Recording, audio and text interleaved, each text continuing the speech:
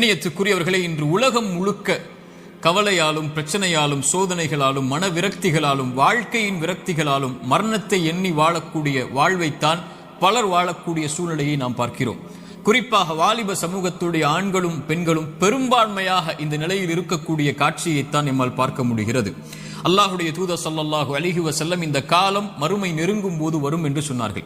மனிதர்களுடைய இறுதி காலம் நெருங்கும் போது மன்னரைகளை பார்த்து மனிதர்கள் சொல்லுவார்கள், நீங்கள் இருக்கக்கூடிய இடத்தில் நாங்கள் இருக்க வேண்டுமே என்று.